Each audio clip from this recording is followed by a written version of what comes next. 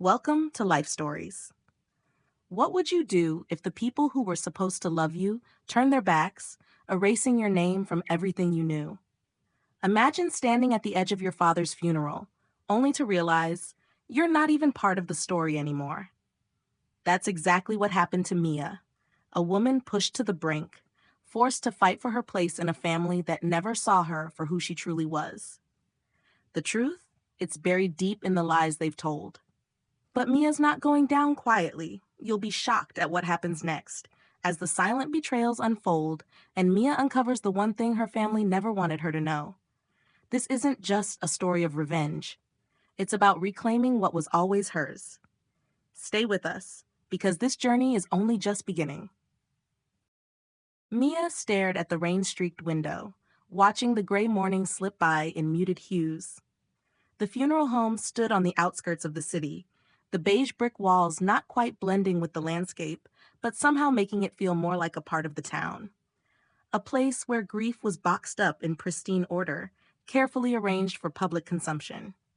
She hadn't been back here in years, but it felt like no time had passed at all.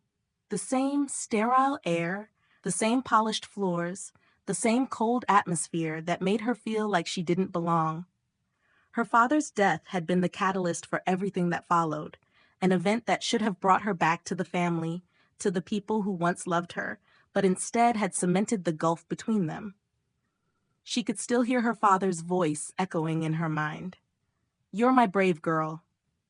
But now, she was no longer his daughter in their eyes. She was the betrayal. The black sheep, the one who had destroyed everything. The doors creaked open behind her, and the faintest chill swept through the room as the family began to gather, whispering, avoiding her gaze as if she were a ghost. She didn't expect warmth, not from them. Her mother, sitting at the front, looked at her only once, briefly, and then turned away, her expression colder than the marble beneath their feet. Mia's heart sank. Not even the pretense of love, not even the smallest flicker of recognition. She hadn't expected to feel this cold. Not this alone. Her sister Rachel was already sitting at the front, perfectly composed, her lips curling into a smile that didn't quite reach her eyes. Mia knew that smile well. It was the one that said, "I'm the one who survived. I'm the one who won." Mia didn't answer. She just took her seat in the back, the row reserved for the forgotten, the ignored, the ones who were never enough. The lawyer appeared, his black suit sharp against the dim room, and began speaking, but Mia wasn't really listening. She was watching Rachel, noticing the way she held herself like she owned everything. A shift, a subtle change in the air, and then it happened. The will was read aloud. Her name. The air sucked out of the room, and Mia's breath caught. She could feel every eye turn toward her, cold and calculating. Not one word of sympathy, just judgment. She didn't flinch, but her fists clenched at her sides. "You can't erase me," she thought. "Mia Kent," the lawyer read, his voice steady, but carrying an undertone that made it sound more like a death sentence than a name. "To my daughter Mia, if she dares show her face." He read the rest, the words cutting through the air, each one a dagger aimed at her heart. Her father had written her off. He had framed her as a traitor, as someone who had turned her back on the family when they needed her most. Mia didn't flinch. She had heard the lies before. She remembered the day she had discovered the tax documents with her name on them. Her father had been moving money through her accounts, using her social security number to hide the family business's illegal dealings. She had confronted him, shaking but determined. He hadn't denied it. Instead, he had told her that she would ruin the family, that she needed to keep quiet. But she couldn't. She couldn't live with that weight, the knowledge that her family was built on lies. That night, her bags had been on the porch before she had even finished dinner. Rachel had spread rumors about Mia, telling anyone who would listen that she was unstable, that she had seen a therapist years ago, that she had a history of overreacting. The family had sided with Rachel, pushing Mia out, leaving her with nothing but the truth. The letter continued to be read aloud, but Mia didn't hear it anymore. She was lost in her own mind, remembering everything. Her father's cold indifference, her mother's failure to see the truth, Rachel's cold, calculated manipulation. They had erased her, made her the villain in their story. But she knew the truth. She had known it all along. The lawyer folded the letter and placed it aside. He looked up at the room, his gaze lingering on Mia for a moment longer than it should have. There was something different in his eyes now, something that shifted the air. "That's not the document I'm here to execute today," he said, his voice steady but with a hint of uncertainty. A ripple of confusion spread through the room. Mia's pulse quickened. Something was wrong. The lawyer reached into his briefcase and pulled out another envelope. The seal was crimson, the wax old and cracked. "This is the final will," he said, opening the envelope with the same slow deliberation that would precede a verdict. Mia's heart raced. This was it. This was the moment that would change everything. The lawyer began reading the new will aloud. "Mia Kent is hereby named the sole beneficiary and executor of my private accounts and trust." The room froze. Mia didn't move. She didn't react. She just stared, letting the words sink in, the weight of them pressing down on her chest. Rachel's face turned pale. Her glass of wine slipped from her hand and shattered on the floor. Gasps echoed through the room, but Mia remained still, her breath steady. Rachel shot up from her seat, her voice trembling with disbelief. "This is a joke," she snapped. "You can't be serious." The lawyer didn't blink. "This is the final, legally binding will, signed the night before Mr. Kent's death. It overrides all previous documents." Mia turned to look at Rachel. Not with triumph, not with satisfaction, just clarity. Rachel's face twisted with rage and fear.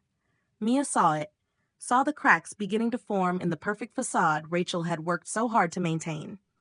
The truth had come out. The power had shifted. Her mother, sitting quietly in the front row, stood up, smoothed her dress, and walked out without a word, without a glance. The silence in her wake was deafening. Mia felt the room close in around her, the weight of what she had just won settling like a heavy cloak over her shoulders. She wasn't here for revenge. She wasn't here to prove anything. But she had taken back what was hers, and no one could take that from her again. How do you cope when the people closest to you betray you in the most public of ways? Can silence truly be a form of power, or does it just leave you in the shadows? Mia walked out of the funeral home, her steps slow but determined, her mind spinning with the implications of what had just happened. This wasn't over, not by a long shot. The battle for control had only just begun, and she knew that Rachel wouldn't go down without a fight. But Mia wasn't afraid anymore.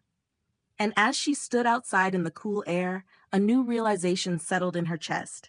She had made it through the storm, and now it was time to rebuild. But would she ever truly be able to trust again? And what would it cost her in the end? Mia stood on the steps of the funeral home, the cold wind tugging at her hair, her thoughts swirling. She hadn't expected the lawyer's announcement to hit her like it had. The truth, what she had been denied for years, had been delivered in the most final, most public way possible. She had won, but the victory felt hollow. What had it cost her to get here?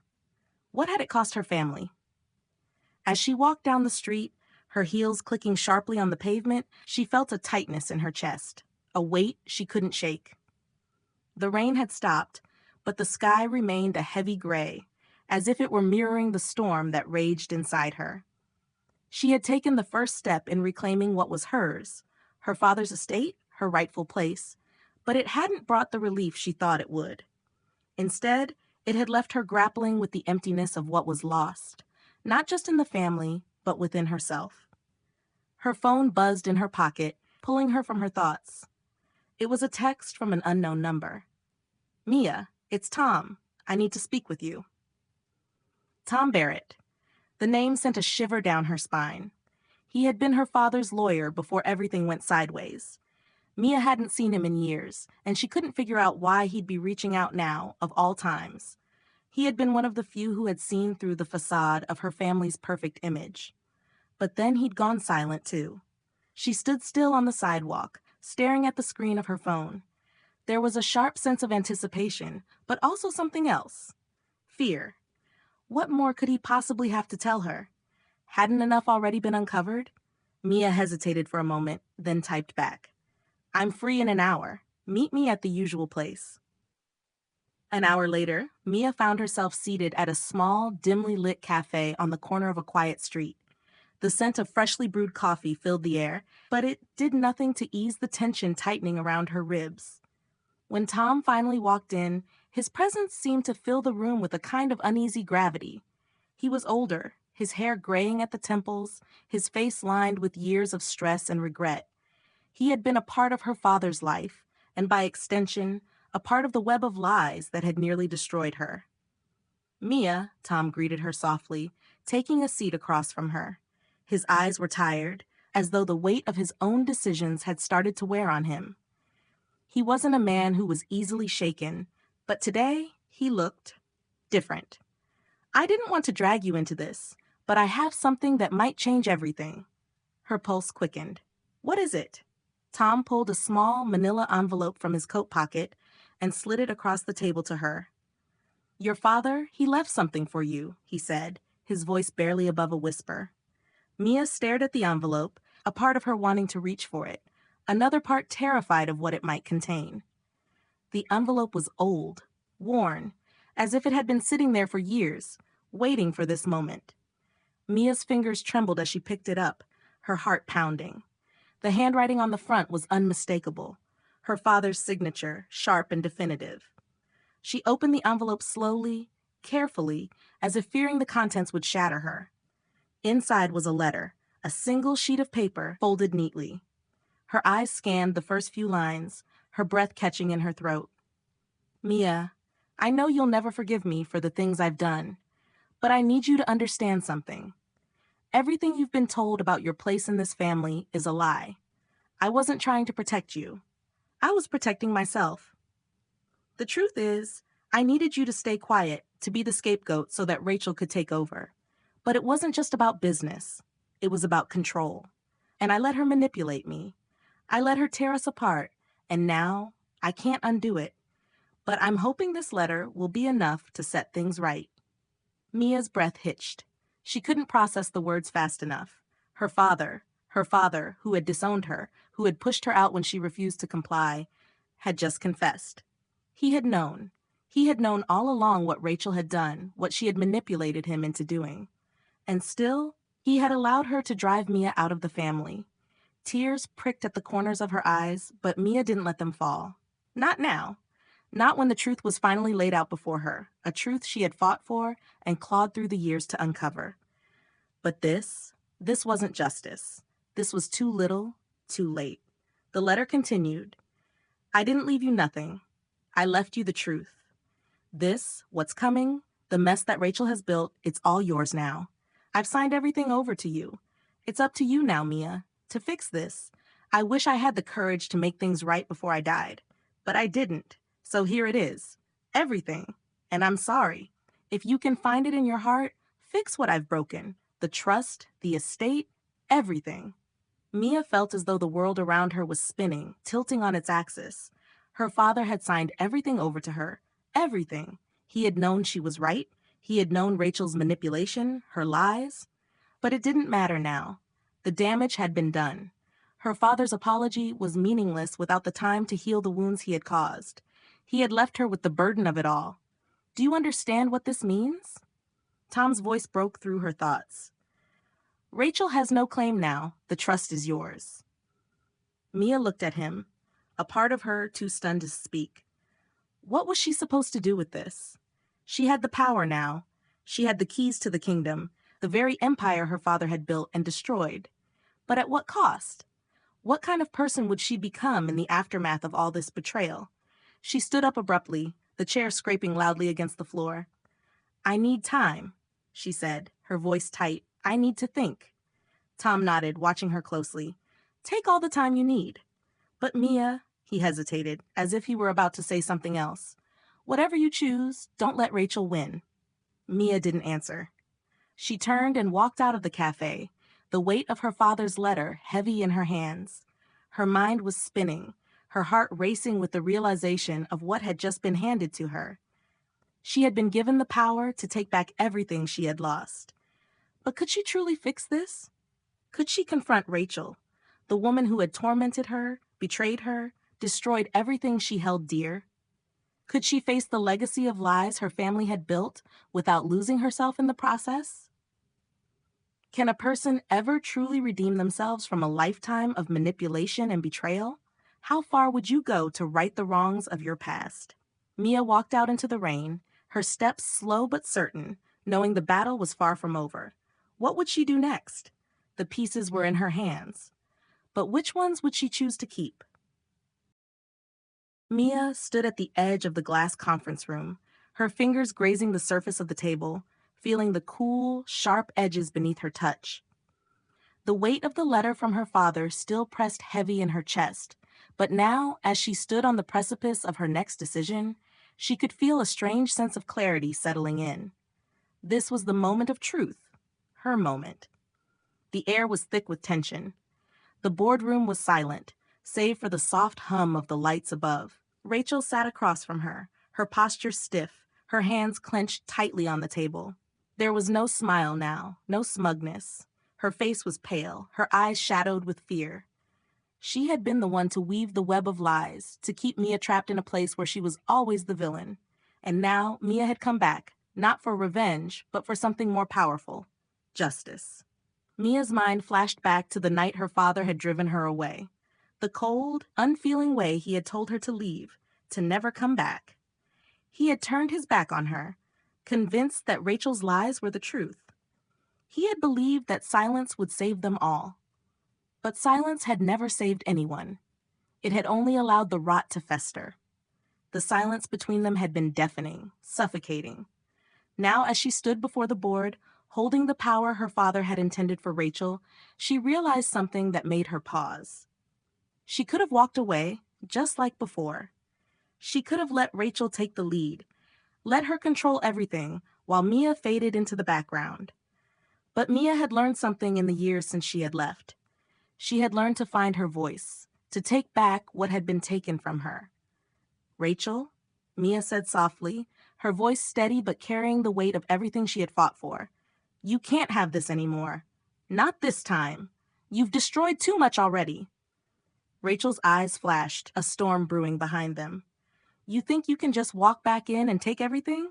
You think you can undo what I've done?" She spat, her voice raw with desperation. Mia stood her ground, her feet planted firmly. "No, but I can make sure you don't destroy any more lives. Not mine, not anyone else's. Not anymore." The room was still, the air thick with the tension of an impending battle.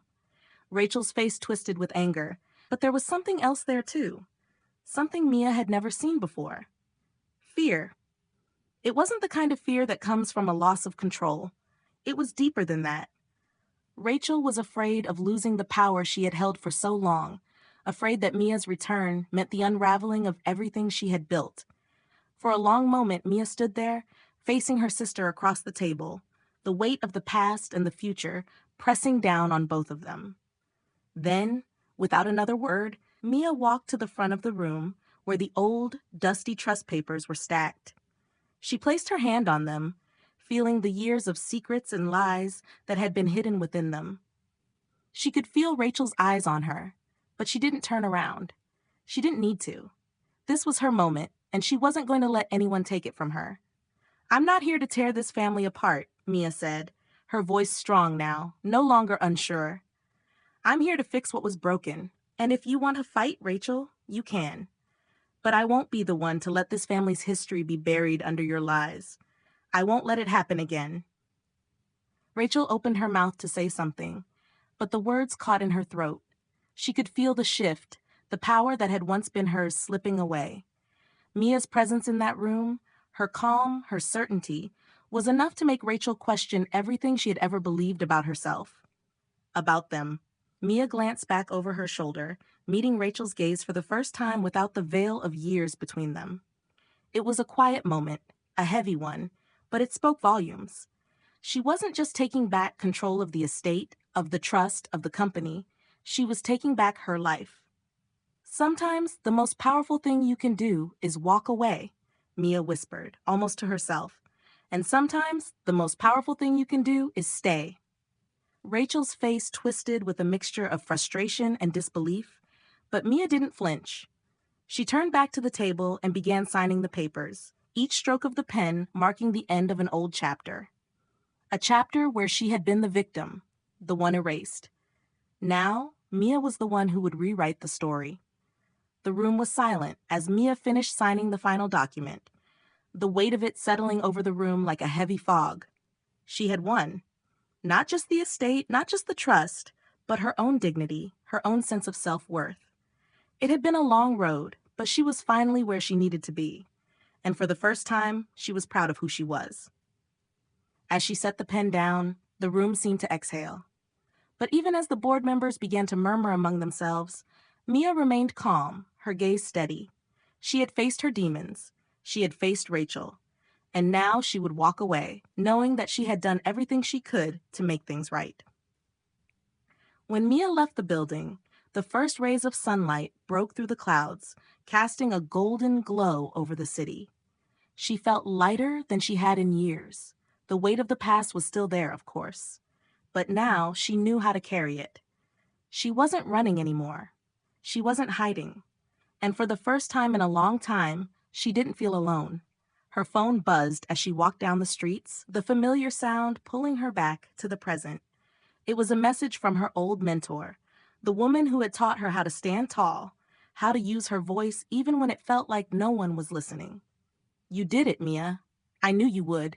You've always been stronger than you think." Mia smiled softly, her heart swelling with gratitude. She had done it, and she was finally free. How do you define strength in the face of overwhelming odds? Can someone truly move on from a lifetime of betrayal, or does the past always linger? If you've been touched by Mia's journey, leave a 100 in the comments below. Let's talk about what real strength looks like. Where are you watching from? Share your thoughts and experiences, and don't forget to share this video with your friends. Thanks for being part of the Life Stories community.